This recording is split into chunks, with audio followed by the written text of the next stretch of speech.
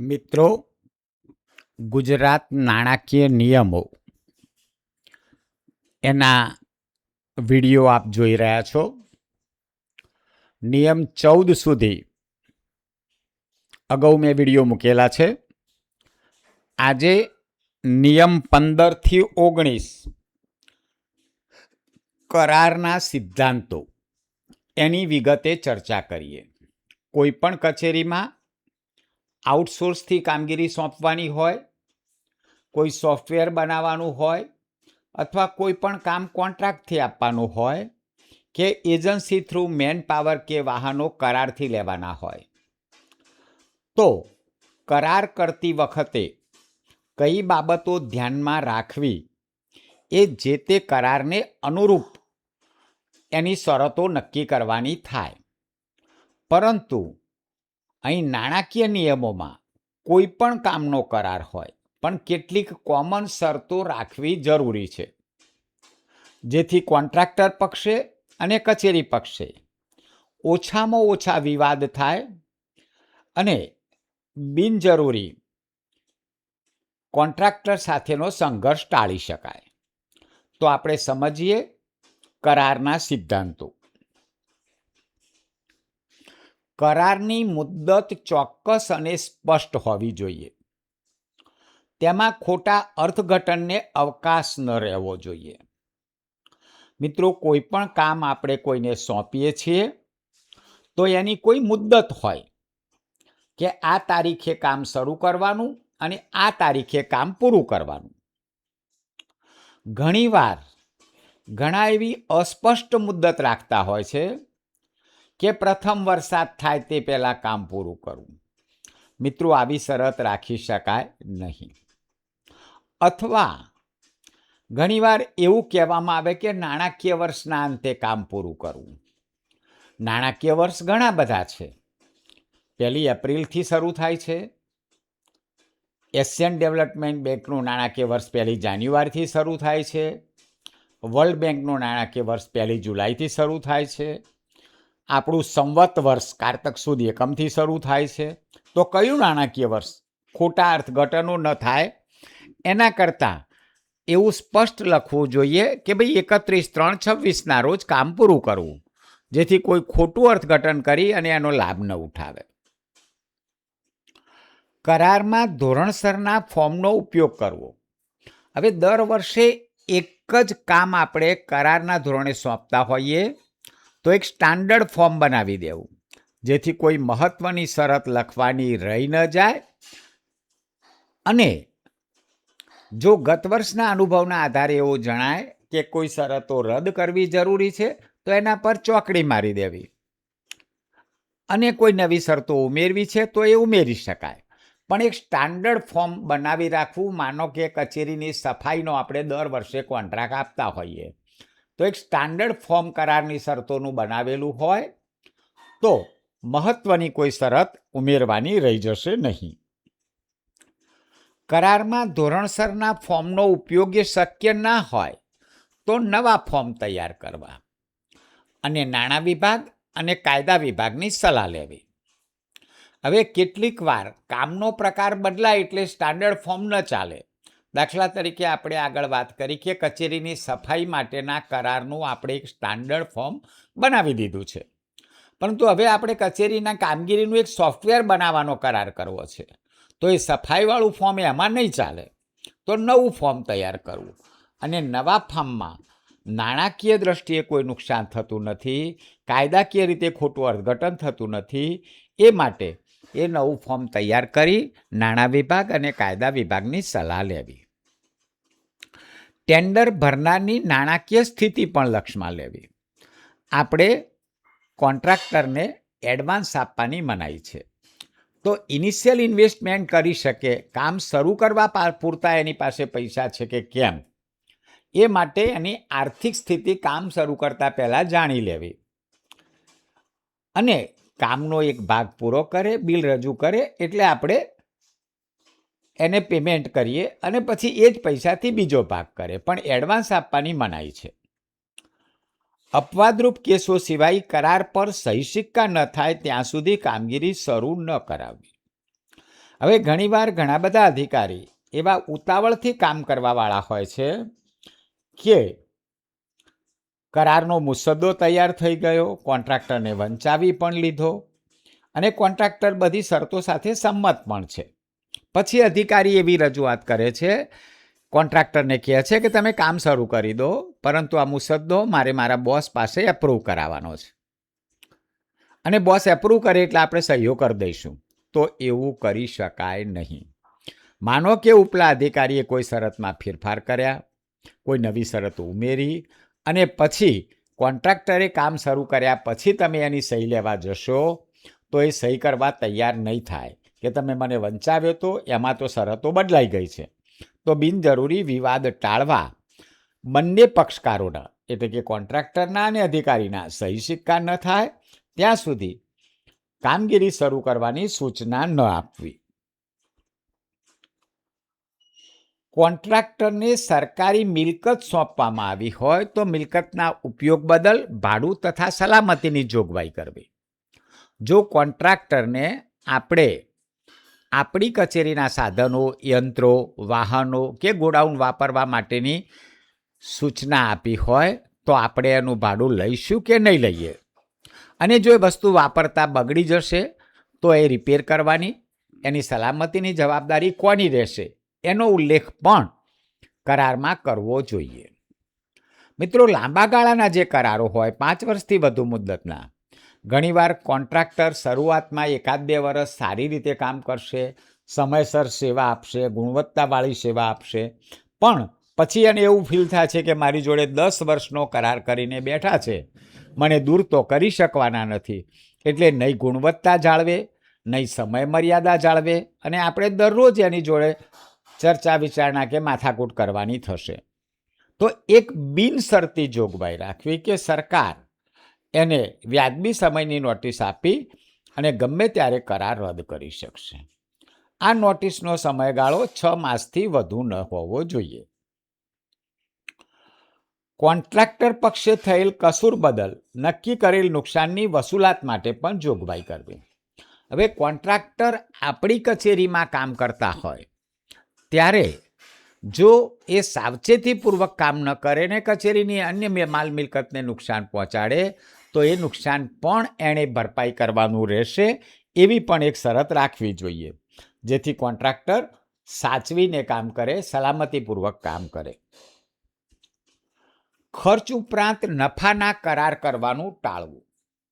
નફાના કરાર એટલે કે એકમ દીઠ ઉત્પાદન ખર્ચ, અથવા માનો કે આપણે કોઈ એક કન્સ્ટ્રક્શનનું કામ કરાવવું છે અને આપણે એવું કહીએ કે અમે સિમેન્ટ, રેતી, ઈંટો બધું અમે આપશું અને મટીરિયલનો જેટલો ખર્ચ થાય એના 25% અમે તમને સુપરવિઝન ચાર્જ અને લેબર ચાર્જ આપશું.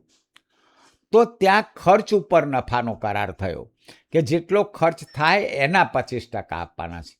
કોન્ટ્રાક્ટરને મટીરિયલ વધુ વપરાય એમાં રસ છે અને બિનજરૂરી મટીરિયલનું વેસ્ટેજ કરશે, મટીરિયલનો ખોટો ખર્ચ કરાવશે.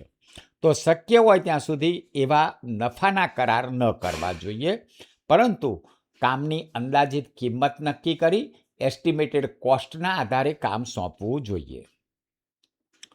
જલ્દી બગડી જાય તેવી વસ્તુઓ ખરીદતા પહેલાં ગુજરાત નાણાકીય નિયમ ફોર્મ નંબર 1માં બાંયધરી મેળવવી. કેટલીક વાર હોસ્પિટલ હોય અથવા હોસ્ટેલ હોય ત્યાં આપણે કરિયાણું, શાકભાજી, દૂધ, ફળો અથવા હોસ્પિટલ હોય તો મેડિસિન્સ, કેમિકલ ખરીદતા હોઈએ. આ વસ્તુઓ એવી છે કે હેન્ડલિંગમાં તૂટી ફૂટી જાય, ઢોળાઈ જાય અથવા વાતાવરણના કારણે ખરાબ થઈ જાય. તો એણે એવા પેકિંગમાં આપવાની રહેશે કે વ્યાજબી સમયમાં ઉપયોગમાં લેતા પહેલાં એ ખરાબ ન થઈ જાય, અને એના માટે આપણે એની પાસેથી બાંયધરી લેવાની છે. અને બાંયધરીનું ફોર્મ પણ આપણને નાણાકીય નિયમોમાં ફોર્મ નંબર 1થી આપેલું છે. એકાઉન્ટન્ટ જનરલ કરારો ચકાસી શકશે અને કોઈ અનિયમિતતા જણાય તો જાહેર હિસાબ સમિતિ સમક્ષ રજૂ કરશે. મિત્રો, અહીં એકાઉન્ટન્ટ જનરલ શબ્દ એટલા માટે વાપર્યો છે કે રાજ્ય સરકારના ઓડિટર છે એકાઉન્ટન્ટ જનરલ. કદાચ કોન્ટ્રાક્ટરનું કામ પૂરું થઈ ગયું, આપણે પૂરું પેમેન્ટ પણ કરી દીધું, 2-3 વર્ષ પછી ઓડિટ આવે અને ઓડિટ કોન્ટ્રાક્ટર રિલેટેડ કોઈ મુદ્દો ઊભો કરે કે અહીં કરારની શરતનો ભંગ થયેલો છે, જે આપણા ધ્યાનમાં નહોતું, તો એક શરત રાખવી કે ભવિષ્યમાં ઓડિટ કોન્ટ્રાક્ટર રિલેટેડ મુદ્દો કોઈ ઊભો કરશે તો એનું કોમ્પ્લાયન્સ કોન્ટ્રાક્ટરે આપવાનું રહેશે. કોઈ વસૂલાત સૂચવશે તો વસૂલાત કોન્ટ્રાક્ટરે ભરવાની રહેશે, જેથી પાછળથી કોઈ વિવાદ ન થાય. અને જો એ સિરિયસ ઓડિટ પહેરા હોય તો જાહેર હિસાબ સમિતિ સમક્ષ જશે, અને જાહેર હિસાબ સમિતિ પણ કોઈ ભલામણ કરે તો એ કોન્ટ્રાક્ટરે માન્ય રાખવાની રહેશે. અનિવાર્ય સંજોગો સિવાય ઉચ્ચક કરાર કરવાનું ટાળવું. મિત્રો, ઉચ્ચક કરાર એટલે કોઈ એક કામ કરવાનું છે, તમે કેટલા પૈસા લેશો અથવા અમે આટલા પૈસા આપીશું, તો એ ઉચ્ચક કરાર થયો. સરકારમાં આગળ પણ આપણે જોયું કે અંદાજિત કિંમતના આધારે કરાર કરવા જોઈએ. ઉચ્ચક કરારમાં ન આપણી અપેક્ષા મુજબનું કામ થાય અને ન ગુણવત્તા જળવાય, કારણ કે ઉચ્ચક કરાર કર્યો છે એટલે કોન્ટ્રાક્ટરને પોતાના નફામાં જ રસ હોય, અને તેમ છતાં અનિવાર્ય સંજોગોમાં આવા ઉચ્ચક કરાર કરવા પડે તો સરકારનું હિત જળવાય એવી જોગવાઈઓ કરવી જોઈએ. ખરીદી વખતે ભરવાના થતા વેરા કોન્ટ્રાક્ટરે ભરવાના થશે કે મુક્તિ મળશે, એની પણ સ્પષ્ટતા કરવી. મિત્રો, ઘણીવાર વેપારી કે કોન્ટ્રાક્ટર એવું માનતા હોય છે કે મને સરકારી કામ મળ્યું છે એટલે સરકારી કામ માટે હું જે કંઈ ખરીદી કરું એમાં મને ટેક્સમાંથી મુક્તિ મળશે. આપણે એવું સમજીએ છીએ કે આપણે કરારથી કામ આપ્યું એટલે એને મટીરિયલ ટેક્સ ભરીને ખરીદવાનું, અને આપણી પાસે કામ શરૂ કરતાં એ ટેક્સ એક્ઝમ્પશન સર્ટિફિકેટ માગશે અને આપણે ના પાડશું તો પાછો વિવાદ થશે. તો સ્પષ્ટતા કરી દેવાની કે એને કોઈ વેરામાં આપણે મુક્તિ આપવાના છીએ કે નથી આપવાના, અને આપવાના છીએ તો કયા વેરામાં કેટલી મુક્તિ આપવાના છે, જેથી બિનજરૂરી વિવાદ ટાળી શકાય. એફઓબી અને સીઆઈએફ અંગે સ્પષ્ટતા કરવી. એફઓબી એટલે વહાણ સુધી ખરીદ વેચાણના ધોરણે, સીઆઈએફ એટલે વીમો, નૂર અને ચૂકવણીના ધોરણે. સામાન્ય રીતે વિદેશથી માલ સામગ્રી મંગાવીએ ત્યારે વિદેશનો વેપારી આપણા વહાણમાં એટલે કે જહાજમાં માલ ચઢાવે એટલે એની જવાબદારી પૂરી. એ માલ લાવવાનો ખર્ચ ખરીદનારે ભોગવવાનો, રસ્તામાં નુકસાન થાય, ચોરી થાય, અકસ્માત થાય તો એ જવાબદારી ખરીદનારની રહેશે, જેને ફ્રી ઓન બોર્ડ એફઓબી કહીએ છીએ. કેટલીક વાર આપણે આપણી ઓફિસ સુધી માલ પહોંચાડવાની જવાબદારી વેચનારની હોય તો એને સીઆઈએફ કરાર કહીએ છીએ. કોસ્ટ, ઇન્સ્યોરન્સ અને ફ્રેઇટ, માલની કિંમત, ટ્રાન્ઝિટના નુકસાન માટે વીમો લીધો હોય તો વીમાનું પ્રીમિયમ અને માલ મોકલવાનું ભાડું, એ બધું જ જો કોન્ટ્રાક્ટરના માથે હોય તો એને આપણે સીઆઈએફ કરાર કહીએ છીએ. તો આપણે માલ કોન્ટ્રાક્ટરના ગોડાઉનથી ઉપાડશું કે કોન્ટ્રાક્ટર આપણી ઓફિસ સુધી માલ પહોંચાડશે, એની સ્પષ્ટતા આપણે એફઓબી અને સીઆઈએફ દ્વારા કરવી જોઈએ. એકવાર કરાર કરી લીધા પછી સક્ષમ અધિકારીની મંજૂરી વગર કોઈ ફેરફાર કરવા નહીં. કરાર આપણે એકવાર કરી લઈએ પછી એમાં ફેરફાર કરીએ તો કરારનો કોઈ અર્થ રહેતો નથી. પણ કોઈ કુદરતી એવી ઘટના બને અને આપણે સક્ષમ અધિકારીની મંજૂરીથી બંને પક્ષે પોઝિટિવ વિચારણા કરી અને ફેરફાર કરી શકીએ. લમસમ કોન્ટ્રાક્ટ કરવાનું ટાળવું, એ મુદ્દો આગળ પણ આપણે ચર્ચા કરી લીધી. નાણાં વિભાગની પૂર્વ મંજૂરી સિવાય કોઈ અસામાન્ય શરતવાળો કરાર સ્વીકારવો નહીં. મિત્રો, અસામાન્ય શરત એટલે જેમાં લાભ પણ હોય અને નુકસાન પણ હોય. આપણે લાભનું વિચારી અને કરાર કરીએ અને કદાચ નુકસાન ઉદ્ભવે તો જવાબદારીના પ્રશ્નો ઊભા થશે. માનો કે કોઈ 5 કરોડનું એક યંત્ર ખરીદ્યું છે, વેચનાર કહે છે કે તમારે એની વોરંટી ગેરંટી જોઈતી હોય તો 10% પૈસા એટલે કે 50 લાખ વધુ આપવા પડે. સાથે સાથે વેપારી એવું પણ કહે છે કે અમારો અનુભવ છે કે આ યંત્રને 5 વર્ષ સુધી કશું થવાનું નથી. જો આપણે 50 લાખ બચાવવા વોરંટી ગેરંટી ન લઈએ અને પહેલા જ વર્ષે યંત્રને નુકસાન થાય કે બગડી જાય અને રિપેરિંગનો ખર્ચ 50 લાખથી વધુ આવે તો જવાબદારીના પ્રશ્નો ઊભા થાય. તો એવા કિસ્સામાં નાણાં વિભાગની મંજૂરી મેળવી અને આપણે વોરંટી ગેરંટી લેવા ખર્ચ કરવો કે ન કરવો એ નક્કી કરવું જોઈએ. ટેન્ડર મંગાવીને જ કરાર કરવો જોઈએ. મિત્રો, ટેન્ડર એટલે કે સ્પર્ધાત્મક ભાવો સિવાય સરકારમાં આપણે કોઈ ખરીદી કે કરાર કરી શકતા નથી. હવે જ્યારે ટેન્ડર મંજૂર કરીએ ત્યારે સામાન્ય રીતે નેગોશિએશન કરવાની મનાઈ છે. સંસ્થાની પ્રતિષ્ઠાનો પ્રશ્ન છે. પણ કેટલીક બાબતોમાં નેગોશિએશન થઈ શકે છે. દાખલા તરીકે ભાવ નીચા લાવવા માટે, પેમેન્ટ કન્ડિશનમાં અથવા સમય મર્યાદામાં. તો જો એમાં કોઈ ફેરફાર કર્યા હોય તો સક્ષમ અધિકારીની લેખિત મંજૂરી મેળવીને ફેરફાર કરી શકે. તો મિત્રો, આ કરાર કરતી વખતે કોઈ પણ કરારમાં આટલી બાબતો ધ્યાને રાખવી જરૂરી છે. પરીક્ષાની દ્રષ્ટિએ પણ કરારના સિદ્ધાંતો ખૂબ જ અગત્યના છે અને કંઈ ને કંઈ હેતુલક્ષી પ્રશ્નો પૂછાયા કરે છે. આ જ પ્રકારના વિડીયો જોવા માટે આપ યુટ્યુબ ઉપર Haresh Joshi trainer and motivational speaker subscribe કરો. જો આપને ધાર્મિક બાબતોમાં રસ હોય તો બીજી એક યુટ્યુબ ચેનલ છે spiritual and motivation by Haresh Joshi, જેમાં તમને ઘણા બધા ધાર્મિક વિડીયો, ખાસ કરીને ભગવદ્ ગીતા પર પણ ઘણા વિડીયો જોવા મળશે. આભાર.